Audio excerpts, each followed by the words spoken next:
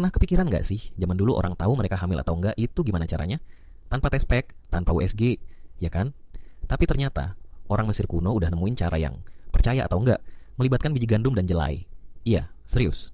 Bukan ramalan bintang, bukan klinik, tapi eksperimen biologis yang bisa bikin kita tepuk jidat karena, ya, masuk akal juga. Nah, gini ceritanya. Sekitar tahun 1350 sebelum Masehi, orang Mesir punya metode buat mendeteksi kehamilan. Caranya? Seorang wanita yang curiga hamil bakal buang air kecil ke dua wadah yang berisi biji gandum dan jelai.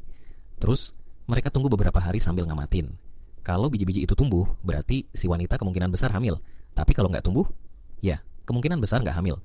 Dan yang bikin lebih mind-blowing lagi, mereka juga percaya jenis tanaman yang tumbuh bisa nebak jenis kelamin bayi. Kalau gandum yang tumbuh duluan, katanya anaknya perempuan. Kalau jelai, berarti anaknya laki-laki. Gokil kan? Tapi tunggu dulu. Ini cuma mitos atau emang ada dasarnya? Nah, inilah bagian menariknya. Pada tahun 1963, sebuah studi yang diterbitkan oleh Medical History Journal mencoba menguji metode ini.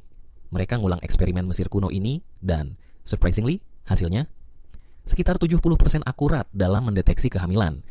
Meskipun metode ini pastinya nggak seakurat tes pack modern, tetap aja buat ukuran ribuan tahun lalu, itu lumayan banget.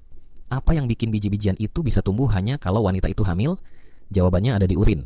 Saat wanita hamil, tubuhnya memproduksi hormon tertentu, terutama estrogen dan HCG, yang juga memengaruhi kadar enzim dan nitrogen dalam urin. Nah, urin wanita hamil ternyata bisa merangsang pertumbuhan biji-bijian dengan cara yang nggak bisa dilakukan urin biasa.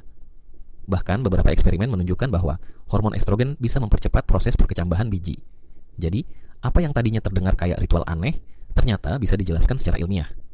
Ini bukan cuma tentang gandum dan jelai, tapi tentang gimana manusia zaman dulu mengamati alam, bereksperimen, dan bikin metode diagnosis sendiri dengan sumber daya yang ada. Lebih keren lagi, metode ini juga tercatat dalam Papyrus Carlsberg, salah satu naskah medis tertua dari Mesir kuno. Di sana tertulis jelas bagaimana prosesnya dilakukan, sampai ke detail kecil tentang cara merendam biji dan berapa lama harus diamati. Artinya, ini bukan mitos lisan, tapi metode medis yang benar-benar didokumentasikan. Kalau kita pikir-pikir lagi, ini adalah bukti betapa cerdas dan observatifnya peradaban kuno. Mereka nggak punya mikroskop atau lab, tapi punya rasa ingin tahu dan pendekatan ilmiah yang luar biasa.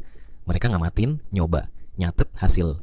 Yang mana itu prinsip dasar metode ilmiah modern. Jadi, lain kali kalau ada yang bilang peradaban kuno itu kuno banget, coba tunjukin kisah ini. Siapa tahu mereka lebih ilmiah daripada yang kita kira. Kalau kamu suka topik-topik sejarah unik dan sains kuno kayak gini, jangan lupa like dan subscribe, biar nggak ketinggalan video menarik lainnya.